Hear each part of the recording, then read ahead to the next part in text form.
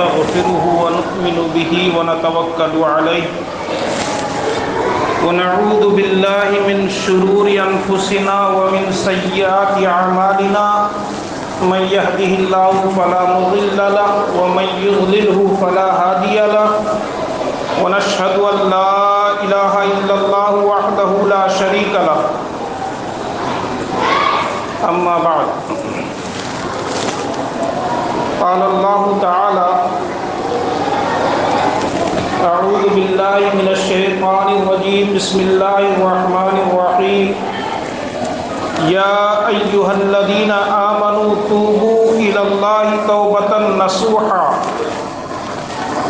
عسى ربكم أن يكفر عنكم سيئاتكم ويدخلكم جنات تجري من تحتها الأنهار إلى آخر الآية صدق الله العظيم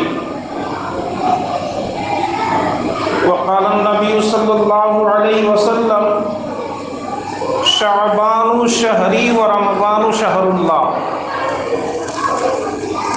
وعن علي بن أبي طالب رضي الله تعالى عنه قال قال رسول الله صلى الله عليه وسلم إذا كانت الليلة من نصف من شعبان فقوموا ليلها وصوموا نهارها او كما قال علیہ الصلاۃ والتسلیم۔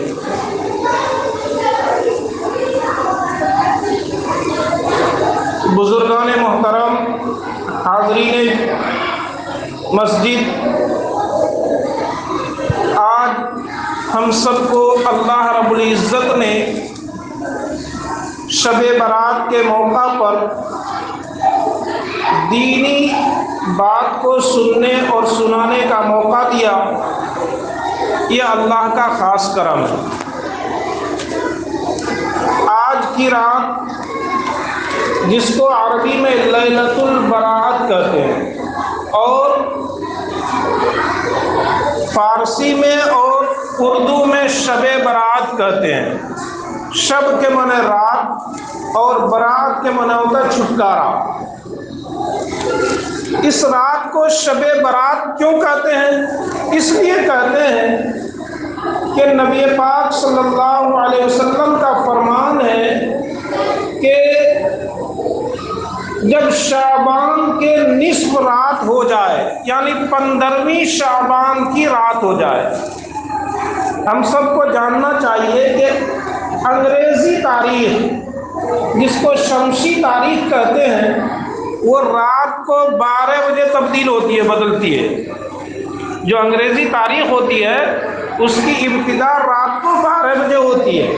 جیسے ہی رات کو 12 بجتا ہے اس وقت ایک تاریخ آگے بڑھتی ہے، اور قمری تاریخ جو اسلامی تاریخ اور چاند کی تاریخ ہوتی ہے یہ سورج غروب ہوتے ہی تاریخ بدل جاتی ہے۔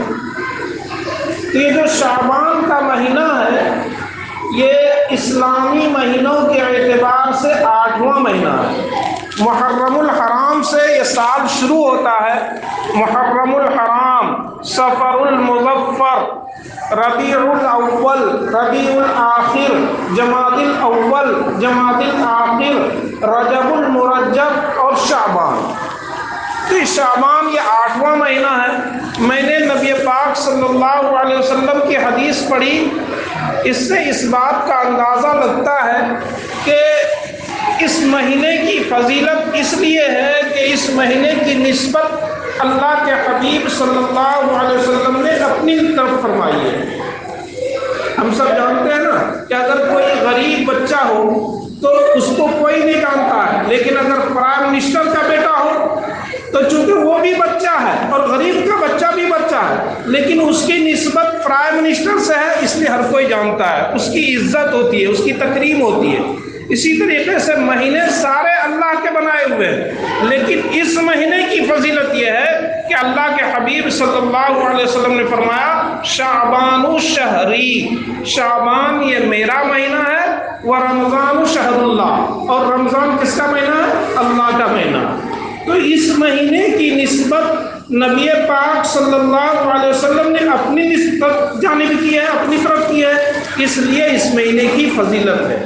دوسری بات اس مہینے کی فضیلت اس لیے ہے کہ یہ رمضان المبارک کا مقدمہ ہے، رمضان المبارک کا مقدمہ ہے، چونکہ اس کے بعد جو مہینہ آنے والا ہے وہ عظیم المرتبت مہینہ ہے، اس مہینے کی فضیلت بہت زیادہ ہے، اس کی تیاری جس طریقے سے اگر ہم میں سے کسی کے گھر میں کسی کے بچے کی یا بچی کی شادی کی تاریخ متعین ہو جائے تو مہینہ 2 مہینہ 4 مہینہ پہلے ہی سے اس کی تیاری کرنے لگتے ہیں، کرتے ہیں نہیں کرتے ہیں، اس کی تیاری کرنے لگتے ہیں۔ اسی طریقے سے جو آگے جو مہینہ آنے والا ہے رمضان المبارک کا مہینہ، اس کی تیاری آپ صلی اللہ علیہ وسلم شعبان کے مہینے سے نہیں بلکہ اس سے پہلا جو مہینہ رجب کے مہینے ہی سے تیاری فرماتے تھے۔ امی عائشہ صدیقہ رضی اللہ تعالی عنہا فرماتی ہے کہ رمضان کے علاوہ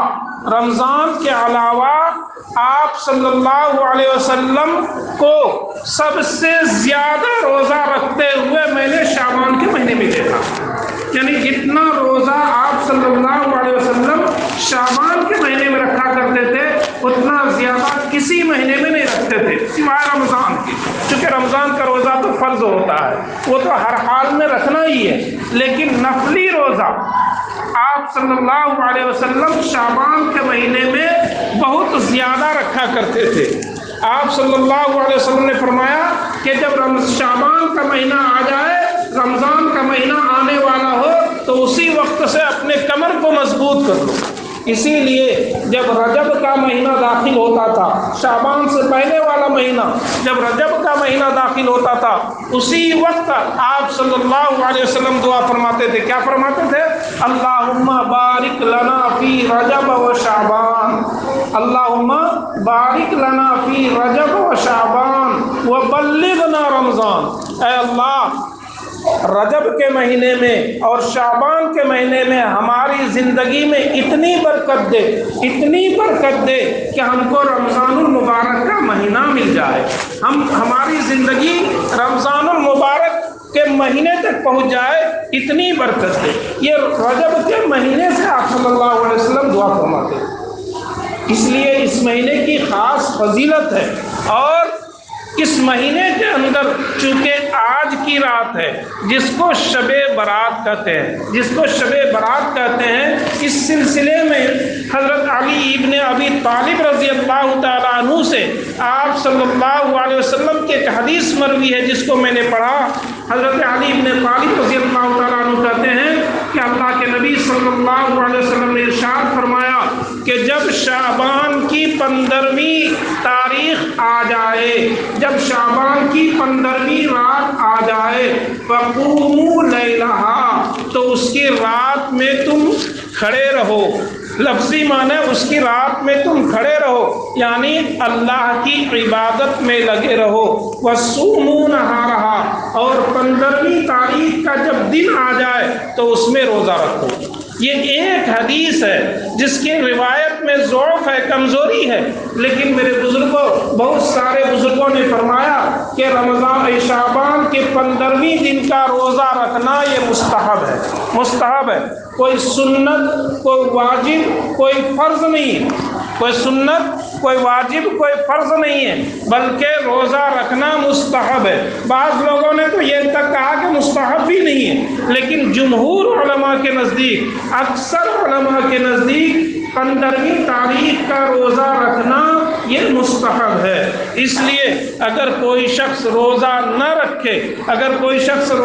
رکھے تو اس کو لام تان کرنا، اس پر نکیر کرنا بالکل درست نہیں ہے، اس کو ملامت کرنا بالکل درست نہیں ہے، اس لیے کہ یہ مستحب روزہ ہے، اگر رکھے گا تو ثواب ملے گا، اگر نہیں رکھے گا تو کوئی گناہ لازم نہیں۔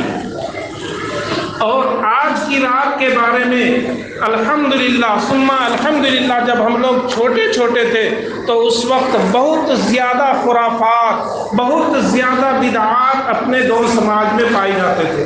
الحمدللہ بہت حد تک وہ خرافات اور بدعات ختم ہو چکے ہیں، لیکن ابھی بھی اس دور میں بھی کچھ نادان ایسے ہیں جو ان بدعات میں ملوث ہیں، مثال کے طور پر شب برات کو تہوار ماننا، شب برات یہ تہوار نہیں ہے۔ اسلام میں صرف 2 تہوار ہیں، اسلام میں صرف 2 تہوار ہیں، عید الفطر اور عید الاضحیٰ، یہی 2 تہوار ہے۔ اس کے علاوہ جتنے لوگوں نے تہوار کا نام دیا سب بناوٹی، سب فرضی، سب من گھڑت ہے، اس پر کوئی ثواب مرتب نہیں ہے۔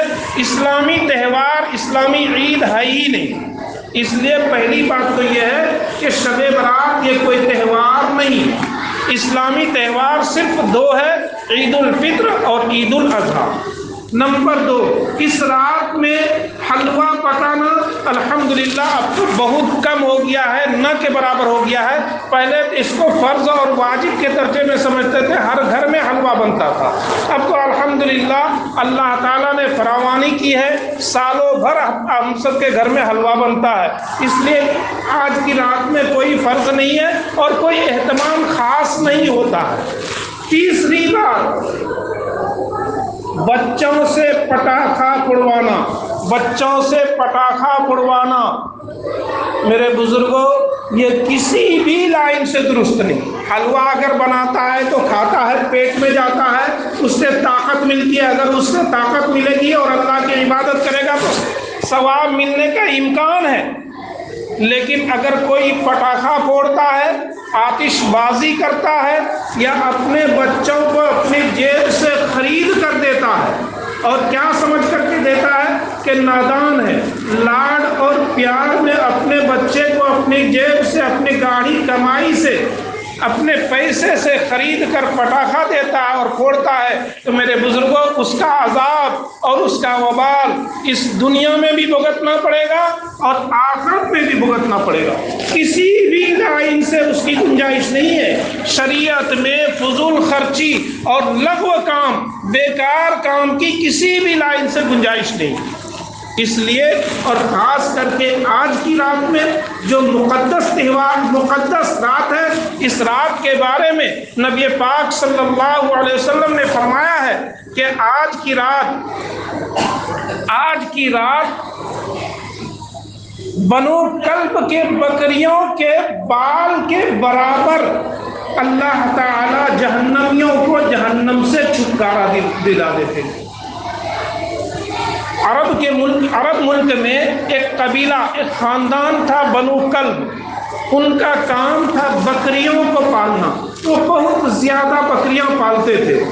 تو اللہ کے نبی صلی اللہ علیہ وسلم نے فرمایا کہ بنو کلب میں جتنی بکریاں ہیں ان بکریوں کے جسم پر، چمڑے پر جتنے بال ہیں، یہ بہت زیادہ مقدار کو بتانے کے لیے، بہت زیادہ مقدار کو بتانے کے لیے کہ اللہ تعالیٰ بہت تعداد میں، بہت زیادہ تعداد میں ایسے لوگوں کو جس کے اوپر جہنم واجب ہو چکا ہے، دوزخ میں جانا طے ہو چکا ہے ان کے اعمال کی وجہ سے، ان لوگوں کو جہنم سے چھٹکارا دلا دیتے۔ تو ایسی رات میں، ایسی بابرکت رات میں لغو کام کرنا، آتش بازی کرنا اور فضول خرچی کرنا یہ کسی بھی لائن سے، کسی بھی اینگل سے، کسی بھی ذریعے سے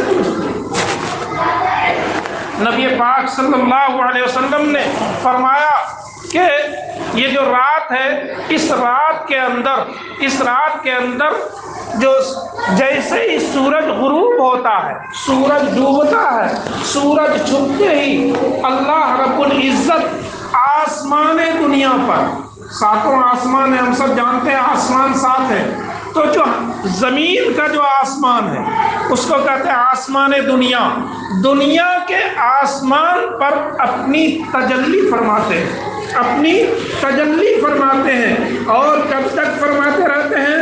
سورج طلوع ہونے تک، یعنی صبح صادق تک تو آپ اللہ تعالیٰ اپنی تجلی فرماتے ہیں اور آواز لگاتے ہیں فرشتوں کے ذریعے سے، ہے کوئی مغفرت طلب کرنے والا، ہے کوئی مغفرت طلب کرنے والا، ہے کوئی اپنے گناہوں کی معافی مانگنے والا، میں اس کو معاف کر دوں، ہے کوئی رزق کو طلب کرنے والا میں اس کو روزی دے دوں، ہے کوئی اپنی مصیبت سے چھٹکارا طلب کرنے والا میں ان کو ان کی مصیبت سے چھٹکارا دے دوں۔ الغرض منادی آواز لگاتے رہتا ہے اور اللہ تعالیٰ مغفرت فرماتے رہتے ہیں، لیکن ایسی بابرکت رات میں بھی چند لوگ ایسے ہیں، حدیث پاک میں آتا ہے کہ چند لوگ ایسے ہیں جن کی اللہ تعالیٰ مغفرت نہیں فرماتے ہیں۔ نمبر 1 مشرک، جو اللہ کے ساتھ کسی کو شریک کرتا ہو شرک خفی میں ہم سب بھی مبتلا ہیں۔ شرک خفی کہتے ہیں، مثال کے طور پر ڈاکٹر کے پاس گئے اور ڈاکٹر نے دوا دیا اور میری بیماری درست ہو گئی تو ہم کہتے ہیں کہ ڈاکٹر نے اچھا کر دیا، ہم فلاں ڈاکٹر کے پاس گئے تھے، اس ڈاکٹر نے اچھا کر دیا۔ ڈاکٹر اچھا کرنے والا نہیں، اللہ کی ذات شفا دینے والی۔ تو یہ جو ہم بولتے ہیں نا، تو اس کو کہتے ہیں شرک خفی، ہلکا شرک، ہلکا۔ شفا دینے والی ذات تو اللہ کی ہے، لیکن ہماری زبان سے کیا نکل رہا کہ فلاں ڈاکٹر نے، فلاں حکیم نے مجھ کو اچھا کر دیا۔ حکیم اور ڈاکٹر اچھا کرنے والا نہیں، بلکہ اللہ کی ذات اچھا کرنے والی ذات ہے، اس لیے اس کو کہتے ہیں شرک خفی۔ شرک خفی میں ہم مسلمان بھی ملوث ہیں، اس لیے ہم مسلمانوں کو اللہ تعالیٰ نے ہمیشہ توبہ کرنے کی تلقین کی ہے کہ ہمیشہ اپنے گناہوں سے معافی مانگتے رہو۔ ایک گناہ تو وہ ہوتا ہے کہ ہم جان بوجھ کر کے ہم سے ہوتا ہے، ایک گناہ تو وہ ہوتا ہے کہ ہم سے جان بوجھ کر کے ہوتا ہے۔ مثال کے طور پر ہم سب کو اس بات کا علم ہے کہ ہمارے اوپر 5 وقتہ نماز فرض عین ہے، اس بات کا علم ہر ایک کو ہے، لیکن شیطانی بہکاوے میں آ کر ہم سے نماز قضا ہو جاتی ہے، چھوٹ جاتی ہے۔ تو یہ تو ہوتا ہے کہ ہم کو علم ہے کہ ہم سے گناہ ہو گیا، نماز چھوٹ گئی، لیکن کچھ گناہ ایسے ہوتے ہیں کہ کچھ گناہ کرنے والے کو بھی علم نہیں ہوتا کہ ہم سے گناہ ہو گیا۔ اس لیے اکثر امام صاحب بھی اور بزرگان دین بھی دعا میں جب مغفرت طلب کرتے ہیں تو کیا کہتے ہیں؟ یا اللہ ہم لوگوں سے جانے میں انجانے میں جو گناہ ہو گئے ہوں، بڑے چھوٹے صغیرہ کبیرہ جو بھی گناہ ہو گئے ہوں، یا اللہ اپنے فضل و کرم سے اس کو معاف کر دے۔ اس لیے ہم سب کو کیا کرنا چاہیے؟ ہمیشہ توبہ کرنا چاہیے۔ ایک تو شرک خفی ہے اور ایک ہے شرک جلی۔ شرک جلی کے معنی واضح شرک۔ مثال کے طور پر کسی کو اولاد نہیں ہو رہی ہے، وہ بابا کی درگاہ پر جاتا ہے اور کہتا ہے کہ یا بابا تو ہی اولاد دینے والا ہے، میں تیرے بارگاہ میں حاضر ہوا ہوں، تیرے دربار پہ چادر چڑھاتا ہوں، تیرے مزار پہ چادر چڑھاتا ہوں، تو مجھ کو اولاد دے دے۔ اس کو کہتے ہیں شرک جلی۔ شرک جلی کے بارے میں اللہ رب العزت نے فرمایا کہ اللہ سارے گناہوں کو بخش دیں گے، لیکن شرک جلی کو معاف نہیں فرمائیں گے۔ شرک جلی کو، بڑا شرک جو ہے اس کو کبھی معاف نہیں فرمائیں گے۔ اللہ تعالیٰ نے فرمایا ان الشرک لظلم عظیم، شرک جو ہے بہت بڑا گناہ۔ تو اس رات میں جو چند لوگوں کی معافی نہیں ہوگی، بخشش نہیں ہوگی، ان میں ایک مشرک ہے، اور نمبر 2 وہ شخص ہے جو اپنے مسلمان بھائی کے تئیں اپنے دل میں کینہ رکھتا ہو، ایسے شخص کی بھی مغفرت نہیں ہوتی ہے۔ ایک وہ شخص جو اپنے لنگی کو یا اپنے پاجامے اور پینٹ کو تکبرانہ انداز میں ٹخنے سے نیچے رکھتا ہو، لٹکاتا ہو، ایسے شخص کی بھی اس رات میں مغفرت نہیں ہوتی ہے۔ اور وہ شخص جو اپنے والدین کا نافرمان ہو، ایسے شخص کی بھی مغفرت نہیں ہوتی ہے۔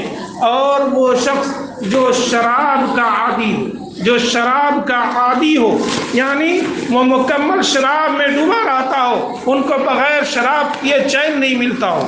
میرے بزرگوں، گناہوں کا سرزد ہو جانا یہ کوئی بڑی بات نہیں ہے۔ گناہ اگر ہم سے نہ ہو، اگر گناہ انسانوں سے نہ ہو تو کیا فرشتوں سے گناہ ہوگا؟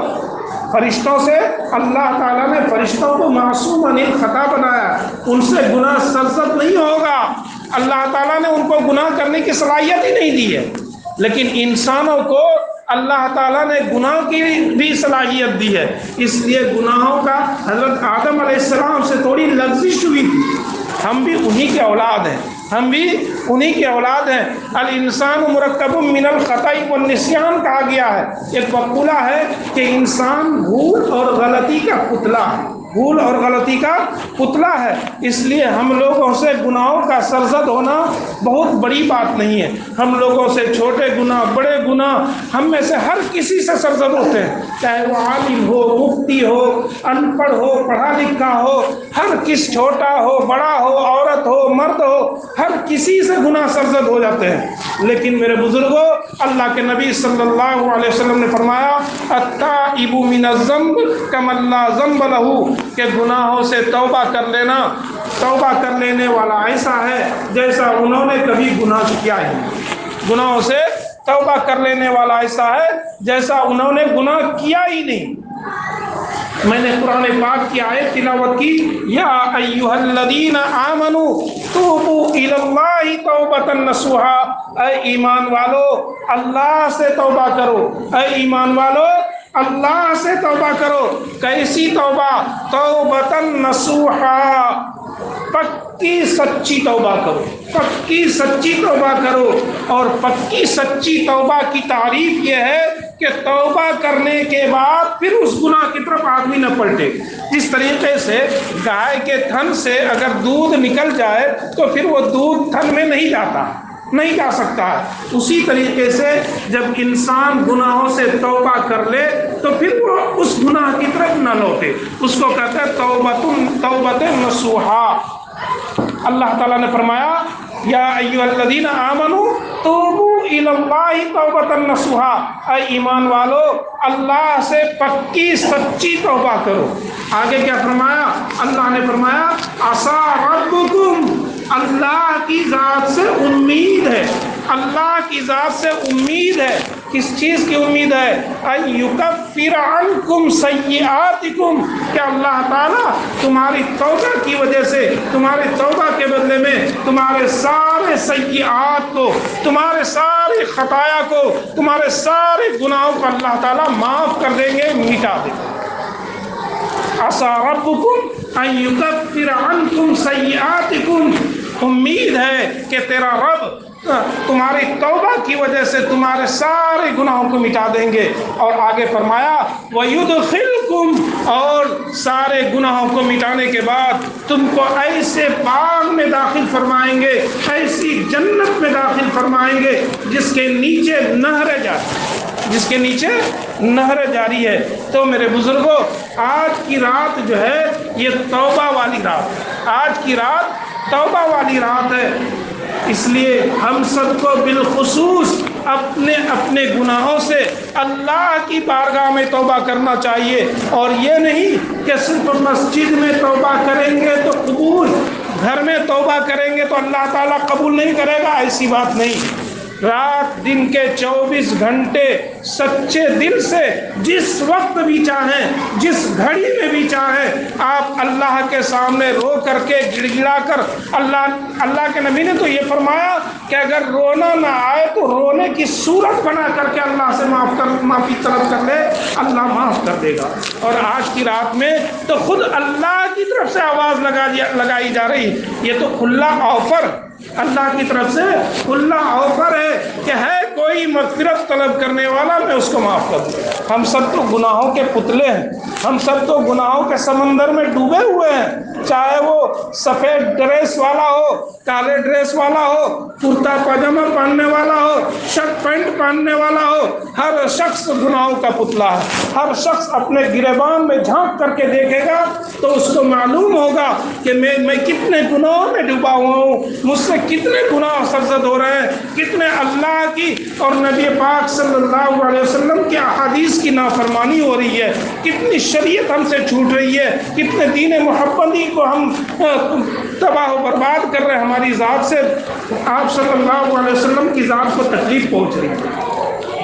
اس لیے آج کی رات انتہائی بابرکت رات ہے، آج کی رات کو لہو و لعب میں برباد نہیں کرنا چاہیے، کھیل کود میں، گپ میں، بات چیت میں برباد نہیں کرنی چاہیے۔ اس لیے میرے بزرگوں، آج کی رات میں کرنا کیا ہے؟ آج کی رات میں کرنا یہ ہے کہ ابھی عشاء کی نماز ہوگی، عشاء کی نماز ہوگی، عشاء کی نماز کے بعد آپ سے جتنی دیر ہو سکے اللہ کا ذکر کیجیے، اللہ کا ذکر کیجیے۔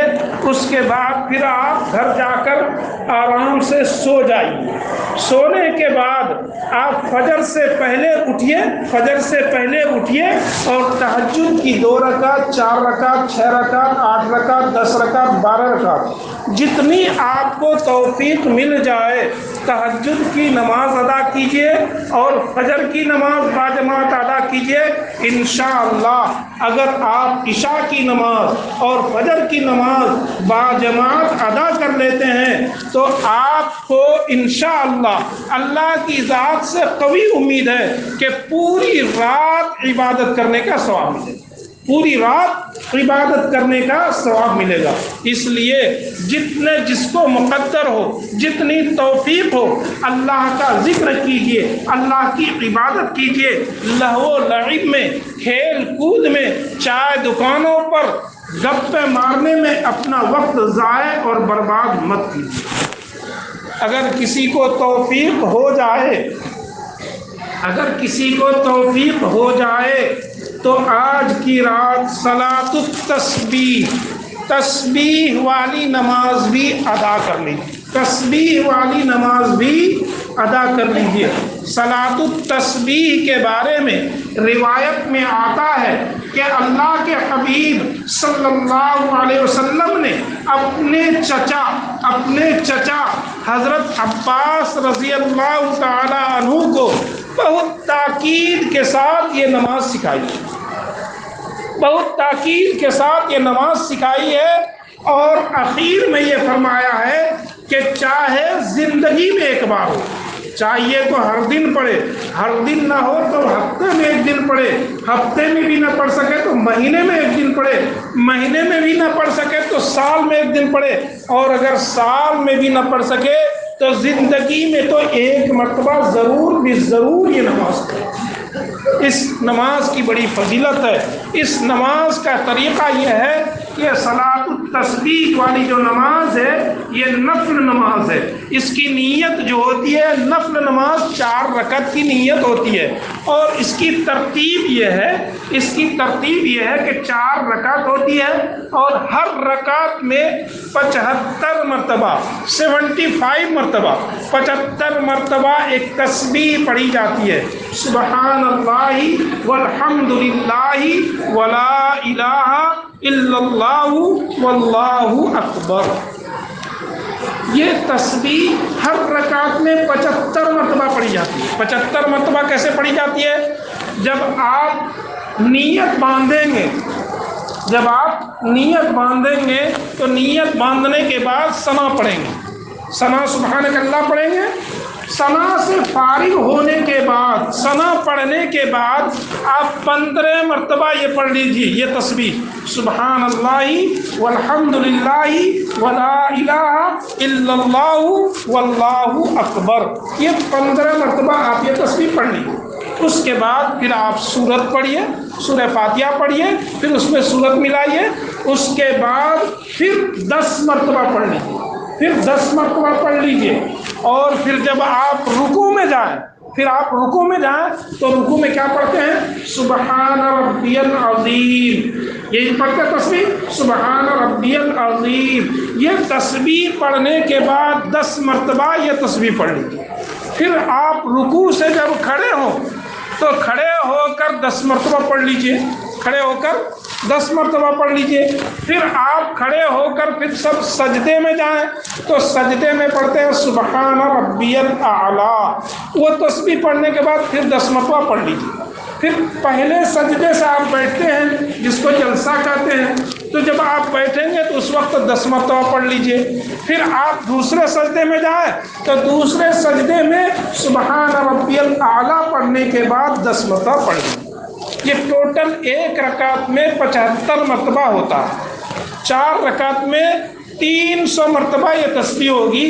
اس لیے جن کو توفیق مل جائے کوشش کر کے یہ نماز ادا کیجئے، اور اس کے بعد پھر اللہ سے توبہ کیجئے، اللہ کی بارگاہ میں اپنی مغفرت طلب کیجئے، اپنے لیے دعا کیجئے، اپنی پوری امت مسلمہ کے لیے دعا کیجئے۔ یہ بات یاد رکھیے کہ ہم اگر اپنی ذات کے لیے دعا کریں گے، اپنی ذات کے لیے صرف دعا کریں گے، وہ دعا بھی قبول ہوگی لیکن اس کی مقبولیت کم ہے بمقابل اس دعا کے جس دعا میں ہم پوری امت مسلمہ کے لیے دعا کریں۔ اللہ کے خزانے میں کسی چیز کی کمی نہیں ہے، اللہ کے خزانے میں کسی چیز کی کمی نہیں ہے۔ اس لیے جب بھی ہم دعا کے لیے ہاتھ اٹھائیں تو اپنے لیے بھی مانگیں اور پوری امت مسلمہ کے لیے، پورے عالم کے لیے، پوری دنیا کے مسلمانوں کے لیے دعا مانگیں۔ اپنے مرحومین کے لیے دعا مانگے، اپنے گاؤں سماج کے لیے دعا مانگے، اپنے دیش کے لیے دعا مانگے، اور اپنے برادران وطن کے لیے بھی دعا مانگے کہ اللہ ان کو بھی ہدایت دے، اللہ ان کو بھی ہدایت دے۔ جب آپ سے کسی کی دشمنی ہو جائے، رنجش ہو جائے، تو آپ کے اوپر ناراض ہوتے ہیں، آپ کے لیے وہ طرح طرح کے فتنے کرتے ہیں، سازش کرتے ہیں، آپ اس کے لیے دعا کیجئے کہ اللہ ان کو بھی ہدایت دے دے۔ جب ان کو ہدایت کی توفیق ہو جائے گی تو آپ سے وہ محبت کرنے لگیں گے۔ اس لیے آج کی رات جس سے مقدر ہو جائے، کوئی ضروری نہیں کہ مسجد میں بیٹھ کر کے آپ عبادت کریں، اپنے گھروں میں بھی عبادت کریں۔ نفلی عبادت اپنے گھروں میں زیادہ بہتر ہے۔ علماء نے فرمایا، بزرگان دین نے فرمایا کہ نفلی عبادت جو ہے مسجد کے مقابلے میں اپنے گھروں میں زیادہ کارآمد ہے، زیادہ اللہ کے نزدیک مقبول ہے۔ اس لیے اپنے گھروں میں عبادت کریں اور اپنے گھروں کو قبرستان نہ بنائیں۔ اور قبرستان جانے والی جو بات آج کی رات میں پائی جاتی ہے، وہ ہم سب جانتے ہیں کہ اللہ کے نبی صلی اللہ علیہ وسلم اپنی پوری زندگی میں ایک مرتبہ قبرستان تشریف لے گئے، جنت البقیع ایک مرتبہ گئے پوری زندگی میں۔ اور کیسے گئے ہیں؟ خاموشی سے گئے، چپکے سے گئے ہیں۔ اماں عائشہ صدیقہ رضی اللہ تعالی عنہا کو بعد میں پتہ چلا کہ آپ صلی اللہ علیہ وسلم کہیں پر گئے ہیں۔ جب تلاش میں نکلے تو معلوم ہوا کہ جنت البقیع تشریف لے گئے۔ اس لیے اگر کسی کو جانا ہے تو زندگی میں ایک مرتبہ جائے، خاموشی سے جائے، ہنگامہ کر کے 10 دوستوں کے ساتھ مل کر کے جانا، ہر سال جانا، یہ شریعت سے آپ صلی اللہ علیہ وسلم سے بالکل بھی ثابت نہیں۔ اس لیے جو بات قرآن سے، احادیث سے، آپ صلی اللہ علیہ وسلم کی ذات سے جس حد تک ہم کو معلوم ہو، جس حد تک مشروع ہو، جس حد تک جانکاری ہو، اسی حد تک عمل کرنا چاہیے۔ اگر ہم کو ظہر میں 4 رکعت فرض ہے اور ہم اگر 5 رکعت پڑھنے لگیں گے تو نماز ہوگی؟ نہیں ہوگی۔ اگر کوئی یہ کہے کہ ہم تو 5 رکعت، 1 رکعت، نماز تو اچھی چیز ہے، اچھا کام ہے، 1 رکعت ایکسٹرا پڑھیں گے تو زیادہ ثواب، نہیں، آپ کی 4 رکعت بھی غارت ہو جائے گی۔ اسی لیے آپ صلی اللہ علیہ وسلم سے جو بات جس طریقے سے مشروع ہے اسی طریقے سے ہم سب کو عمل کرنا چاہیے۔ اللہ تعالی ہم سب کو ان باتوں پر عمل کی توفیق عطا فرمائے۔ اللہ رب العزت ہم سب کے تمام چھوٹے بڑے گناہوں کو، تمام سیئات کو، اور جانے میں انجانے میں کیے ہوئے تمام کبیرہ صغیرہ گناہوں کو، اللہ تعالی ہر قسم کے گناہوں کو اپنے فضل و کرم سے معاف فرمائے۔ سبحان ربک رب العزت عما یصفون وسلام علی المرسلین والحمد للہ رب العالمین۔